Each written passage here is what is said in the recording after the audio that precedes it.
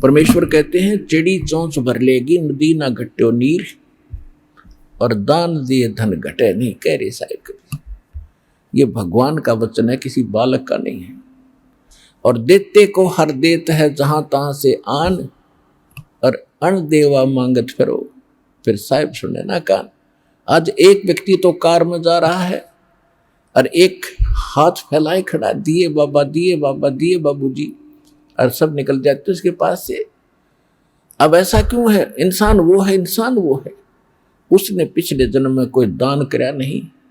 और एक विधान है भगवान का कि एक मानव शरीर 84 लाख प्रकार की योनियों को भोगने के उपरांत एक मनुष्य जीवन अवश्य मिलता है, और उसमें पिछले संस्कार भी साथ होते हैं। तो उसमें पुण्य होता ही नहीं, उसका पुण्य नहीं है तो उसको दे कौन? मांगता रहे मर भटक कर दुखी होकर। तो यहाँ कहते हैं देते को हर दे, परमात्मा जिसने दान किया उसी को देता है। और जहां तहां से आन, चाहे कोई भी कारण बनावे, और अण देवा जिसने कभी दान किया नहीं मांगत फिर साहिब सुने नहीं कान। तो यहां जो दान आप करते हो, एक का 1000 आपको बेनिफिट होगा, 1000 गुना समझो, ये सत्कर मान लेना।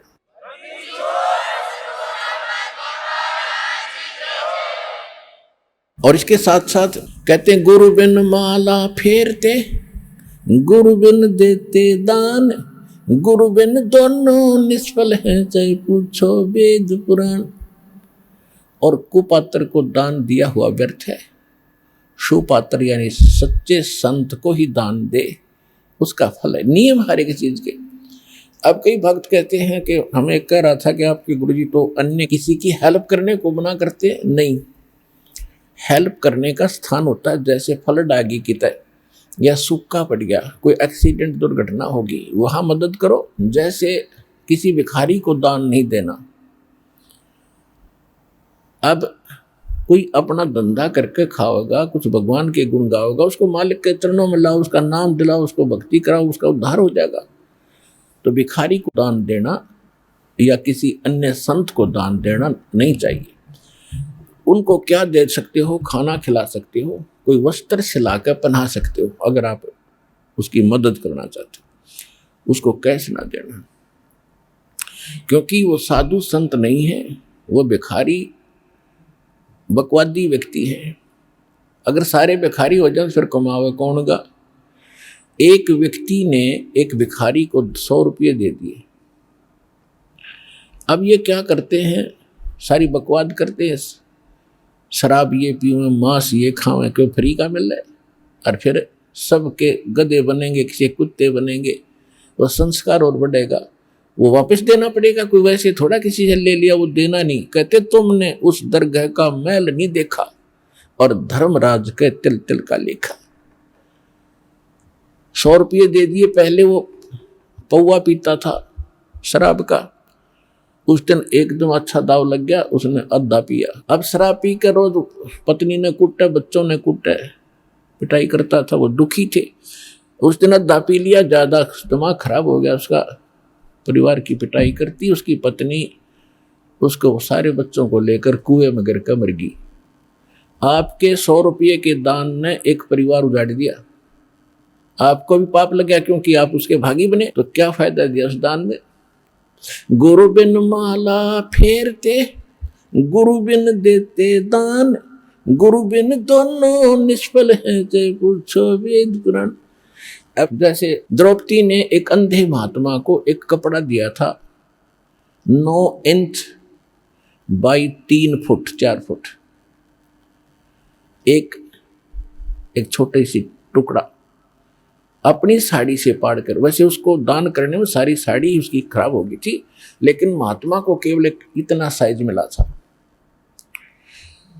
और वो स्वयं परमात्मा थे, क्योंकि ये अपनी आत्मा के साथ फिरते हैं और पहले आने वाले किसी संकट से बचाने के लिए पहले लीला करते हैं। भले उन्होंने नाम नहीं ले रखा था, फिर भी दान जो सुपात्र को दे दिया जाता है, कोई अच्छे साधु संत को, उसका भी फल मिलता है, लेकिन मोक्ष नहीं हो सकता उससे। तो छोटे मोटे संकट निवारण भी परम संत से ही होते हैं। वो परमात्मा स्वयं ही लीला करता है उस संत की। इसलिए इन साधु संतों की आज तक महिमा बनी रही। वो स्वयं कर जाता था 2-4 जगह, और फिर सब किन्न टूक में ले जाते जो लाल कपड़े पहन के फिरते थे कि साधु एक जैसे ही होंगे, क्योंकि वो भी साधु भी तो उसी की आत्मा है भगवान की, जो उनके लिए तड़फ रहे लेकिन रास्ता मिल नहीं रहा, बताते हैं तो वो मान नहीं रहे, तो बच्चे हैं उसके। तो सभी के लिए परमात्मा समदृष्टि है, सभी का लाभ, सबके दुखों से बचाने की चेष्टा करता है। तो ऐसी द्रौपदी ने एक कपड़ा दिया था और परमात्मा ने आशीर्वाद दे दिया था, बेटी आज तने मेरा पर्दा बचाया है, मेरी इज्जत रखी है। क्योंकि वो साधु था, जल में खड़ा था, नहा रहा था, अंधा था, और कपड़ा कोई था नहीं तन पर, ओनली एक लंगोट रखता था पर्दे पर, एक लंगोट, कोई कपड़ा नहीं था। गर्मी के मौसम थे, गंगा में नाव था। स्नान करते समय उसकी वो लंगोटी भी हाथ से टूट गई, वो छूट गई। वो निवस्त्र नंगा खड़ा था दरिया में, और उससे थोड़ी सी दूरी पर जिधर से जल आ रहा था, ऊपर की साइड में एक जनाना घाट बना हुआ था बहनों के नहाने का, और राजा द्रुपद ने वो जनाना घाट दरिया पर गंगा पर बनवा रखा था। अपनी नगरी से थोड़ी सी दूरी पर वह बह रही थी गंगा। वहां पर द्रौपदी, उस राजा द्रुपद की लड़की, रोज स्नान करने जाती थी अपनी सैकड़ों सहेलियों के साथ। जब, और वो पुण्यात्मा थी, जब उसने देखा साधु संत महात्मा स्नान कर रहा है, तो उसने सोचा कि महात्मा से बात करेंगे सुबह सुबह, बड़े सौभाग्य हमारा, संत के दर्शन हुए। कहते हैं साधु दर्शन राम का मुख पर बसे सुहाग, और दर्श उन्हीं को होत है जिनके पूर्ण भाग। साधु दर्शन राम का साहिब आवे याद, और लेखे में वही समय बाकी का समय बर्बाद। फिर उसने सोचा कि संत नहा रहे हैं, मैं भी नहा लेती हूँ, फिर स्वच्छ होकर बात करेंगे। वो स्नान करके आधा घंटा में बाहर आई घाट से, क्या देखा कि महात्मा तो फिर भी जल में ही खड़े हैं। वो बाहर इसलिए नहीं आए कि मैं अंधा हूं और निवस्त्र हो गया, नंगा, और लड़कियां की आवाज सुनने लगी। तो पहले इतने पानी में था और गहरे में चला गया, इतने में कि कहीं बहन बेटियों के सामने मैं निवस्त्र नजर ना आऊं, शर्म का मारे। अब वो कुछ नहा नहीं रहा था, वो ऐसे हाथ मार रहा था, वो सोच रहा था कोई कपड़ा बहता हुआ आ जाए, मैं लपेट कर बाहर निकलूं। द्रौपदी ने देखा आधा घंटा हो गया, संत नहा नहीं रहा, कुछ खोज रहा है। फिर उसने देखा अपने ध्यान से कि महात्मा तो निवस्त्र है, ये वस्त्र बिना आवेगा नहीं, बाहर कोई वस्तु पटड़ी पे है नहीं, ये सारा दिन खड़ा रहेगा, रात को निकलेगा, गल जाएगा भूखा प्यासा। तो लड़की ने आओ देखा ना ताओ अपनी साड़ी पाड़ी। राजा की लड़की की कितनी कॉस्टली साड़ी होती है, कीमती साड़ी, कपड़ा होगा ये विचार कर लेना। और उसने इतनी कीमती साड़ी और संत के लिए पाड़ कर डाल दी। एक लकीर, एक बिलहात की, यानी 9 इंच लगभग, कोपीन आकार की, और पाड़ के और 3 फुट चौड़ी लंबी पानी में डाल दी। बहता हुआ वह साथ से निकल गई, लेकिन महात्मा ने दिखाई नहीं था, लीला थी उनकी, और निकल गई। 7-8 बार ऐसी साड़ी पाड़ पाड़ के, एक बिलहात यानी 9-9 इंच 7-8 बार पाड़ के डाल दी, लेकिन साधु के हाथ नहीं लगी, वो साइड से निकल जाती थी, उसको दिखाई नहीं देता था। तो यह लीला भी भगवान कर रहे थे कि इसके कर्म बढ़ाऊं, इसके कर्म बने, या इसका एक कैर टूटेगा, वो बचे क्यों करे इस बेटी का। अब देखो पुण्यात्मा, लोभ लालच करे तो ऐसा करे, बेईमाना करे तो ऐसा करे। उसके साथ और भी सहेली थी, नौकरानियां थी। उन नौकरानियों को भी कह सकती थी कि एक साड़ी का टुकड़ा डाल दो महात्मा के लिए, तो एक साड़ी का 2 साड़ी डाल। उसने पता था, नौकरानी को मालूम है अपनी राजा की लड़की के कहने से हम थोड़ा सा टुकड़ा साड़ी का देंगे, 2 साड़ी देगी, जाती 2-3 धोती देगी, बढ़िया, तो वो डाल सकती थी। लेकिन उसने उनको नहीं दिया, क्योंकि उसको मालूम था कि मैं पुण्य करूंगी अपने हाथ से, मुझे मिलेगा, ये करेंगे तो इनको मिलेगा। इतना अध्यात्म ज्ञान उन बच्चों को उसमें दिया जाता था। मैं रोटी खाऊंगी मेरा पेट भरेगा, ये खाएगी इसका भरेगा। तो उसने ये बेईमाना लालच करा। तो लोभ करे तो ऐसे करे, दान धर्म करने का स्वयं करे, अपने डट के करे, और सेवा करने का। तो इसी प्रकार जब उसने 7-8 को पीन के ऐसे डाल दी, नहीं हाथ लगी। फिर उन्हें सोचा निकट न्यू नहीं जावे थी कि कहीं महात्मा को आभास ना हो जाए कि लड़की है, ये जो कपड़ा डाल रही निकट आएगी, तो कहीं ये आगे को ना सरक जा दरिया की तरफ और बह जावे, मर जावे, यो तेज धार में बह गए।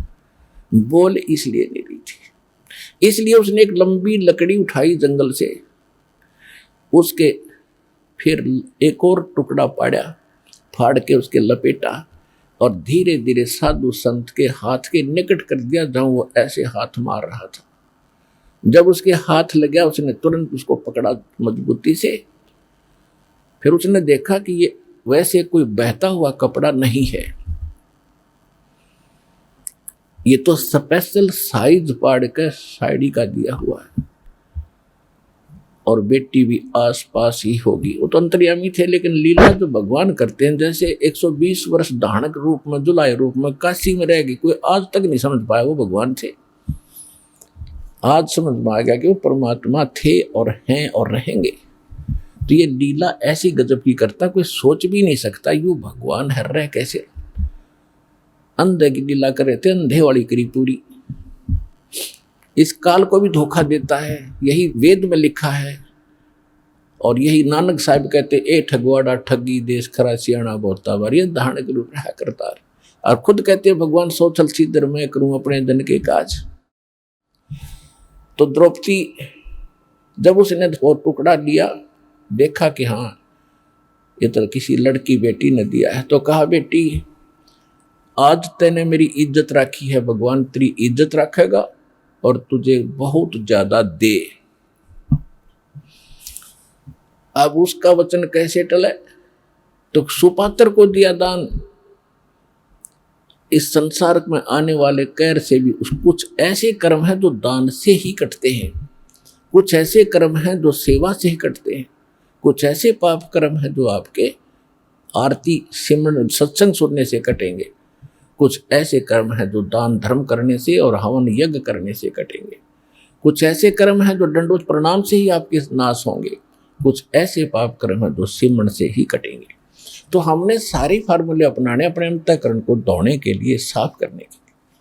तो वो तरीके सारे के सारे आपको यहाँ मिलेंगे और पृथ्वी पर नहीं है।